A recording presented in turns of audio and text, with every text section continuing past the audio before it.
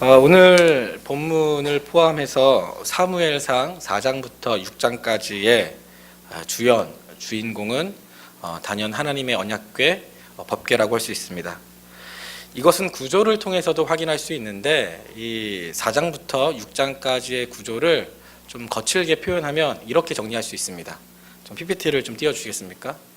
네, 이렇게 4장부터 6장까지를 좀 거칠게 구조를 나눈다면 이렇게 정리할 수 있습니다. 4장의 내용이 패배한 이스라엘, 오늘 방금 읽었던 그런 내용이 포함됩니다. 법궤가 등장하고요. 그 다음에 5장은 블레셋을 치는 법궤, 다 아시는 내용이죠. 네. 그리고 6장은 승리한 법궤의 귀향, 다시 법궤가 예루살렘으로 돌아오는 장면입니다. 그래서 4장, 5장, 6장은 A, B, A- 이렇게 정리하면서 크게는 바로 법궤에 대한 이야기입니다. A도 법궤, B도 법궤, A-도 법궤. 특별히 오늘 읽었던 본문, 이 4장 1절부터 11절까지 내용도 사실은 구조로 정리하면 법궤에 대한 이야기입니다. 제가 또 하나의 PPT를 준비했습니다. 한번 띄워주시겠습니까? 방금 읽었던 1장부터 11장을 구조로 정리하면 이렇게 정리할 수 있습니다. A. 이스라엘의 패배 1절부터 2절. B. 장로들의 발언 3절. C. 법궤의 출현 4절부터 5절. B. 블레셋 사람들의 발언 6절부터 9절. A. 이스라엘의 패배 10절부터 11절. 방금 읽었던 그 내용을 이렇게 정리한 것입니다. 이런 구조 많이들 보셨을 텐데 인클로지오라고도 하고 키아즈, 동심원, 교차대구 다양한 말로 표현을 하는데 이런 구조의 핵심은 어디 있냐면 바로 가운데 있습니다. 저 C, 저 법궤를 중심으로 다른 내용들이 둘러싸고 있는 것입니다. 그러니까 다시 말해 1절부터 11절의 핵심도 바로 법궤입니다.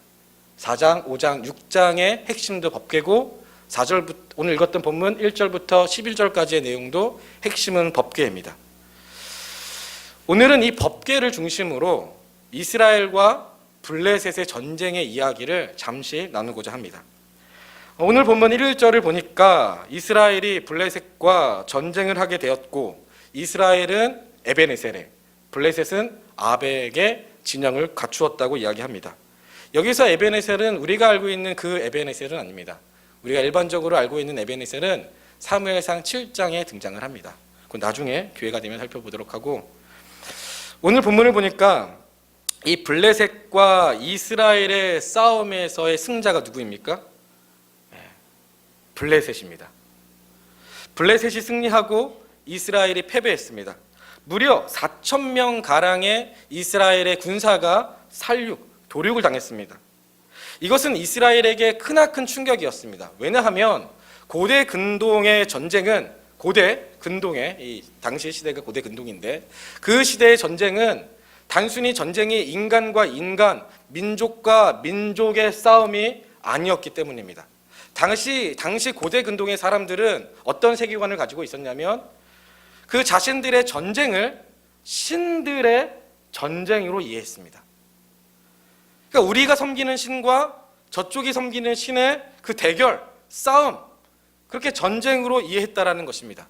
그래서 오늘 본문 8절을 보면 이렇게 표현되어 있습니다. 오늘 본문 8절을 보니까 우리에게 화로다.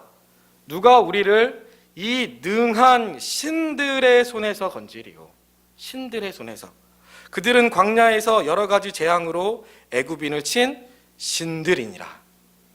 지금 블레셋 사람들이 묘사하기를 법궤가 이스라엘의 진영에 들어오는 것을 보면서 이스라엘의 신이 그들 가운데 왔다라고 이야기하고 있습니다. 10가지 재앙을 내렸던 그 10가지 재앙을 통해서 애굽의 신을 물리쳤던 그 이스라엘의 하나님이 이제 이스라엘을 위해 싸우러 그들 가운데 왔다라고 표현하고 있습니다. 이스라엘과 블레셋은 자신들의 전쟁을 단순히 민족끼리의 전쟁이 아니라 신들의 전쟁으로 이해하고 있었습니다. 그런데 문제는 무엇이냐면 이 전쟁에서 누가 승리했습니까?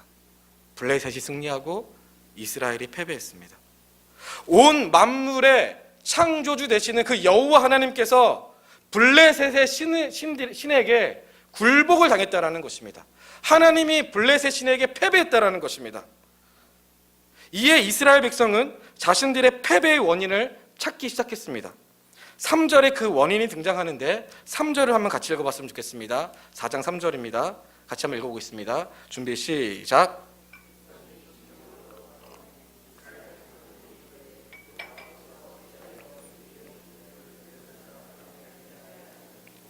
여호와의 언약궤를 실로에서 우리에게로 가져다가 우리 중에 있게 하여 그것으로 우리를 우리의 원수들의 손에서 구원하게 하자 하니, 지금 이스라엘이 자신의 패배의 원인을 무엇이라고 말하고 있습니까? 누구 때문에? 하나님 때문에. 물론 하나님은 자기 백성이 패역의 길, 불순종의 길로 가면 징계와 채찍을 통해서 가던 길을 돌이키기도 합니다. 사실 이 싸움에는 그 하나님의 의도가 반영되어 있습니다. 그런데 문제는 무엇이냐면 이 전쟁의 결과를 대하는 이스라엘의 태도입니다. 지금 이스라엘이 블레셋과의 전쟁에서 패배한 후에 어떤 태도를 보이고 있습니까? 누구 때문에? 하나님 때문에 졌다라는 것입니다. 하나님께 대한 원망, 하나님께 대한 불만, 그 불신, 비난, 짜증이 그 속에 담겨져 있습니다. 이스라엘은 패배한 후에 자신의 죄악을 되돌아보는 것이 아니라 그 패배의 원인을 하나님께 돌렸습니다. 3절에 방금 읽었던 뉘앙스를 보면 자신들은 아무런 잘못이 없는데 왜 하나님께서 자신들에게 이 실패를 주셨는지, 패배케 하셨는지 그렇게 하나님께 따져 묻고 있는 것입니다. 이런 이스라엘의 마음을 아주 잘 보여주는 그 3절에 보면은 단어가 있습니다. 3절을 보면은 가장 많이 등장하는 단어가 있는데 어떤 단어가 가장 많이 등장하고 있습니까? 3절에? 방금 읽었던 그 9절에 우리죠, 우리. 우리에게로, 우리 중에, 우리 원수들의 손에서. 지금 이 한 구절에만 봐도 우리가 몇 번이나 등장하는 것입니까? 여기서 우리는 긍정의 우리가 아니라 부정의 우리죠. 그러니까 이스라엘은 패배한 이후에도 그들의 시선은 여전히 그들의 왕 되시는 하나님이 아니라 이기적인 자신들에게만 시선을 고정시키고 있다는 것입니다. 그러니 시련과 아픔과 고난이 찾아와도 하나님께 대한 원망, 하나님께 대한 불만, 하나님께 대한 비난, 하나님을 대적했던 것이죠. 분명히 하나님께서 이스라엘에게 내가 너희의 왕이다, 내가 너희의 주인이다라고 선포하셨음에도 불구하고 블레셋과의 전쟁의 패배의 원인이 그들의 반역, 불순종, 패역함이라고 말씀하셨음에도 불구하고 그들은 하나님을 자신들의 왕으로 인정하지 않았을 뿐만 아니라 그 패배의 원인을 하나님께 돌리며 더욱더 강팍해져 갔다는 것입니다. 이런 사실은 우리에게 시사하는 바가 큽니다. 우리 역시 우리의 잘못으로 말미암아 일어난 일임에도 불구하고 하나님을 원망할 때가 많이 있습니다.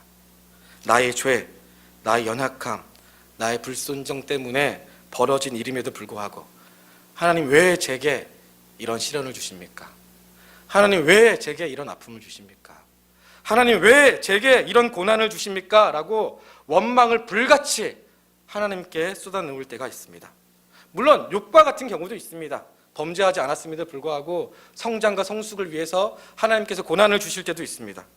하지만 대부분의 우리가 당하는 고난은 바로 우리의 범죄함, 우리의 연약함, 우리의 교만함, 우리의 완악함, 우리의 불순종 때문에 일어납니다. 그런데 문제는 그 문제의 원인을 나 자신이 아니라 하나님께 돌리는 것입니다. 원망의 대상으로 하나님을 찾는 것입니다. 이것은 여전히 아직도 나의 삶의 주인이 나라는 그 착각 속에 사로잡혀 있는 것입니다.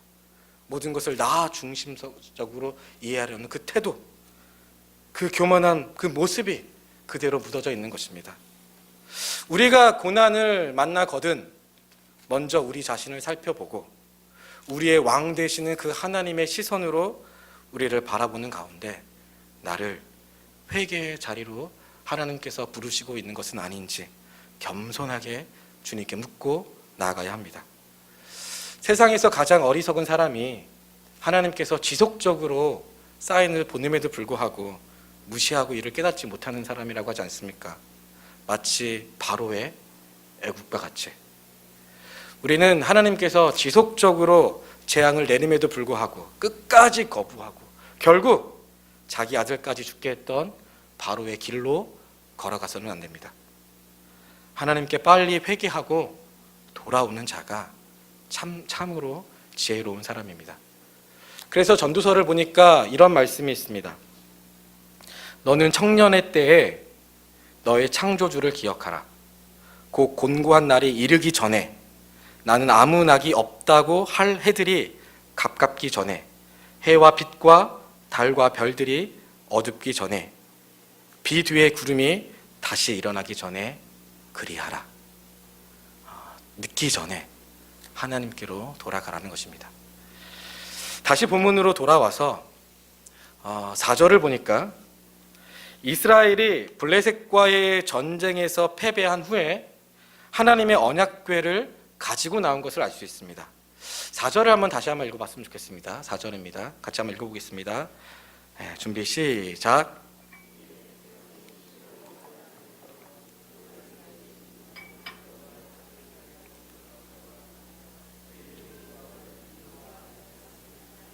언약궤와 함께 거기 있었더라. 전쟁을 신들의 전쟁으로 여긴 이스라엘은 혹시 자신들에게 언약궤가 없었기 때문에 이 블레셋과의 싸움에서 패배한 것은 아닌지 생각해서 실로에 있던 언약궤를 가지고 나왔습니다. 언약궤는 무엇을 의미합니까? 하나님의 보좌, 하나님의 임재, 하나님의 통치를 의미합니다. 다시 말해 하나님이 함께 한다라는 것을 가장 상징적으로 보여주는 성물이 바로 하나님의 언약궤, 법궤입니다. 이스라엘은 하나님의 언약궤가 자신들에게 있으니 이제는 당연히 승리할 것이라고 생각했습니다. 그래서 5절을 보니까 언약궤가 이스라엘 진영 가운데로 들어오는 날 그들이 얼마나 기뻤는지 의기양양했는지 성경은 그들의 소리로 인해서 땅이 진동했다고 이야기합니다. 심지어 블레셋 역시 7, 8절을 보니까 이렇게 말하고 있습니다. 블레셋 사람이 두려워하여 이르되 신이 진영에 이르렀도다 하고 또 이르되 우리에게 화로다. 전날에는 이런 일이 없었도다. 우리에게 화로다. 누가 우리를 이 능한 신들의 손에서 건지리요. 그들은 광야에서 여러 가지 재앙으로 애굽인을 친 신들이니라. 블레셋이 지금 언약궤를 보면서 심한 근심과 두려움에 빠졌다고 성경은 기록하고 있습니다. 그런데 이 언약궤의 이야기에 대반전이 일어납니다. 10절과 11절입니다. 한번 같이 읽어보겠습니다. 10절과 11절입니다. 준비 시작. 블레셋 사람들이 쳤더니 이스라엘이 패하여 각기 장막으로 도망하였고 심히 커서 이스라엘 보병 엎드려진 자가 3만 명이었으며 하나님의 궤는 빼앗겼고 엘리의 두 아들 홈니와 비나스는 죽임을 당하였더라. 지금 성경에서 말하기를 하나님의 언약궤가 있음에도 불구하고 이스라엘이 크게 패했다고 말하고 있습니다. 심지어 죽은 자의 수가 언약궤가 없을 때보다도 훨씬 많았다라는 것입니다. 여기서는 몇 명이 죽었습니까? 3만 명. 언약궤가 없었을 때는 4천 명 가량. 비교할 수도 없을 만큼 많은 숫자가 죽었다라는 것입니다. 거기에다 당시 이스라엘의 종교 지도자라고 할 수 있는 홈니와 비느하스 역시 이 전쟁으로 인하여서 사망하였습니다. 언약궤가 있었음에도 불구하고 이스라엘은 더 큰 패배를 맛보았습니다. 이런 사실은 우리에게 참으로 중요한 메시지를 전해줍니다. 그동안 이스라엘은 자신들의 신앙을 미신화시켰습니다. 하나님을 기계적인 하나님, 어떤 무당집의 부적 정도로 만들어 버렸습니다. 이 자판기 다들 아실 텐데 이 돈 넣고 버튼 누르면 원하는 물건이 나옵니다. 이스라엘이 바로 하나님을 이런 자판기 수준으로 취급해 버렸습니다. 언약궤만 있으면 승리라는 물건을 주시겠지. 내가 원하는 승리를 하나님께서 보장해 주시겠지. 그러나 하나님은 그런 자판기도 무당집의 부적도 영혼 없는 기계도 아니십니다. 하나님은 인격적인 분이십니다. 다시 말해 하나님은 자기 백성과 사귀길 원하시고 자기 백성과 친밀하길 원하시고 자기 백성과 깊은 사랑과 인격적인 나눔을 하길 원하십니다. 그런데 이스라엘은 하나님을 이방 신만도 못하게 만들어버렸습니다. 그런데 문제는 이런 이스라엘의 미신적인 신앙이 한국 교회에도 고스란히 있다는 것입니다. 오늘날 한국교회 역시 이런 왜곡된 믿음과 신념으로 신앙생활하는 분들이 계십니다. 하나님과 인격적인 만남, 사귐, 친밀함 이런 것에는 관심도 없고 교회만 나오면, 헌금만 하면, 예배만 드리면 하나님께서 성공시켜 주시겠지, 하나님께서 부자 만들어 주겠지, 하나님께서 대박 나게 해주시겠지, 이렇게 생각하는 것입니다. 대단히 큰 착각입니다. 복음, 하나님 나라, 기독교의 진리에 대한 이해가 전혀 없는 것입니다. 복음이 무엇입니까? 복음. 교회에서 맨날 복음 그렇게 이야기하는데 도대체 복음이 무엇입니까? 신약 성경을 보면은 이 복음을 헬라어로 유앙겔리온이라고 합니다. 정말 많이 들어보셨을 텐데 유앙겔리온. 이 유앙겔리온은, 이 복음은 당시 종교적인 용어가 아니었습니다. 이건 정치적인 용어였습니다. 이 복음이라는 유앙겔리온이. 그러니까 다시 말해 그 로마 시대에 그 황실에 왕자가 태어나거나 새로운 황제가 즉위하면 그것을 유앙겔리온, 좋은 소식이라고 표현했습니다. 그러니까 왕과 관련된 단어가 이 유앙겔리온 복음이라는 것입니다. 그런데 바로 성경은 그 예수님께 이 유앙겔리온, 이 복음이라는 단어를 사용했습니다. 왜냐하면 예수님이 진정한 만왕의 왕이라는 것입니다.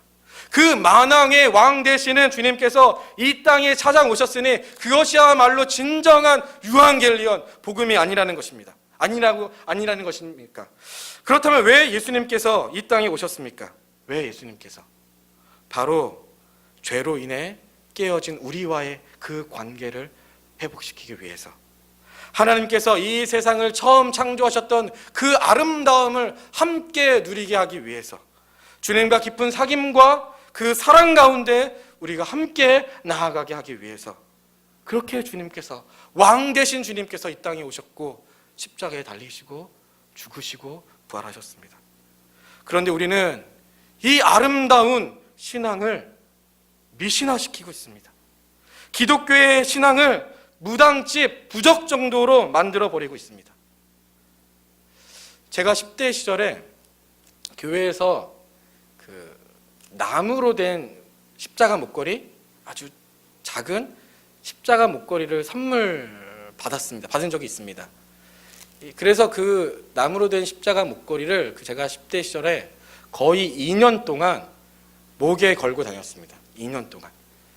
거의 2년 동안 이렇게 목걸이를 빼본 적이 한 2번, 3번. 그러니까 늘 착용했던 거죠. 그렇게 이 십자가 목걸이를 좋아했습니다. 그 교회에서 준 거를. 근데 하루는 제가 다녔던 그 교회 담임 목사님께서 저에게, 제가 십자가 목걸이를 하는 것을 어떻게 아시고 저를 부르시더니, 수아나, 그 십자가 목걸이가 우상이 될 수 있다. 우상이. 그 십자가 목걸이 이제 안 했으면 좋겠다. 딱 이렇게 말씀을 하셨습니다. 제가 그 이야기를 듣고 속으로, 이런 믿음이 없는 목사님이 다 계시냐. 사실은 제가 잘했던 교회는 제가 어렸을 때부터 컸습니다. 그러니까 저를 아들처럼 생각하는 그런 교회였는데, 목사님께서 그렇게 말씀을 이렇게 하시니까 제가 무슨 이런 진짜 말이 안 되는, 십자가가 기독교의 핵심인데 권면은 못할 망정 하지 말라니, 제가 속으로 되게 짜증을 냈습니다. 그런데 시간이 지나고 보니까 정말 그 십자가 목걸이가 저에게 우상이 되었습니다. 십자가 목걸이가 없으면 이상하게 불안하고, 뭔가 나쁜 일이 생길 것 같고, 안 좋은 일이 저한테 막 일어날 것 같고, 십자가 목걸이만 있으면 막 든든하고 모든 일이 막 잘 될 것 같고 내 뜻대로 막 될 것 같고, 어느 순간 그 십자가 목걸이가 하나님 대신 하나님 노릇을 하고 있었던 것입니다. 하나님과의 그 친밀한 관계, 인격적인 사귐, 어떤 그런 것들은 전혀 관심이 없고 그 십자가 목걸이 그 자체가 저에게 매우 중요한 존재가 되어버렸습니다. 그런데 지금도 얼마나 많은 그리스도인들이 저처럼 이렇게 신앙생활하고 있는지 모릅니다. 교회만 나오면, 예배만 드리면, 헌금만 하면, 십자가 목걸이만 있으면 하나님께서 복 주시겠지, 하나님께서 성공시켜 주시겠지, 하나님께서 대박 터뜨려 주시겠지. 그러나 그렇지 않다는 것입니다. 하나님께서 우리에게 진정 원하시는 것은 십자가 목걸이가 아니라 바로 우리 자신, 우리의 마음, 우리의 중심이라는 것입니다. 이 사무엘서를 보면 이 언약궤 사건 이후에 이제 등장하는 이야기가 사울과 다윗의 이야기입니다. 두 왕의 이야기. 하나님께서는 사울을 폐위시키시고 다윗을 이스라엘의 2대 왕으로 선택하셨습니다. 그 이유가 무엇입니까? 왜 다윗을 선택하셨습니까? 다윗이 잘나서? 결함이 없어서? 완벽해서? 아닙니다. 다윗은 하나님을 향한 마음이 있었습니다. 하나님을 갈망하는 마음이 있었습니다. 하나님을 간절히 찾는, 하나님을 사랑하는 그 마음이 있었습니다. 그래서 성경은 그를 하나님의 마음에 합한 사람이라고 그를 표현했던 것입니다. 진짜 신앙은 이런 것이라는 겁니다. 하나님께서 진정 우리에게 원하시는 것은 십자가의 목걸이가 아니라 이 자리에 이 시간에 앉아있는, 그저 앉아있는 그 예배의 모습이 아니라 찬양하고 헌금하고 노래 부르는 그런 태도가 아니라 정말 우리 자신이 하나님을 사랑하고 있는지, 정말 우리 마음이 하나님께 있는지, 우리의 중심이 하나님을 갈망하고 있는지, 정말 하나님께서 원하시는 것은 바로 우리 자신이라는 것, 그것을 기억해야 합니다. 우리가 앞서 불렀던 사랑합니다 나의 예수님, 사랑합니다 아주 많이요, 그 찬양을 부르면서 얼마나 우리 마음을 다해서 정말 주님을 사랑한다고 고백했습니까? 그저 오늘도 수요일이 됐으니, 찬양 부르는 시간이 되었으니 그냥 같이 그냥 읊조리면서 노래를 불렀던 것은 아닙니까? 하나님께서 진정 원하시는 것은 주를 사랑하고 주를 찾는 그 우리 자신, 우리 마음이라는 것을 꼭 기억했으면 좋겠습니다. 사랑하는 성도 여러분, 말씀을 맺도록 하겠습니다. 교회는 무장집도 아닙니다. 점집도 아닙니다. 하나님은 기계적인 신도, 자판기도 아니십니다. 하나님께서 우리에게 원하시는 것은 바로 우리 자신, 우리의 마음, 우리 중심이라는 것, 그것들을 기억하고, 또 혹 우리가 어려움과 고난을 만나거든 하나님께 원망하는 것이 아니라 하나님께서 우리에게 지속적으로 사인하고 있는 것은 아닌지 우리 자신을 되돌아보면서 하나님께 나아갔으면 좋겠습니다. 우리 앞서 불렀던 그 사랑합니다 나의 예수님, 다시 한번 이 찬양 부르시고 한두 가지 놓고 기도했으면 좋겠습니다. 정말 부르실 때 정말 고백했으면 좋겠습니다. 사랑합니다 예수님, 사랑합니다 아주 많이요. 그럼 주님께서 사랑한다 아들아, 사랑한다 내 딸아 라고 주님께서 우리에게 말씀하실 것입니다. 같이 한번 찬양하도록 하겠습니다.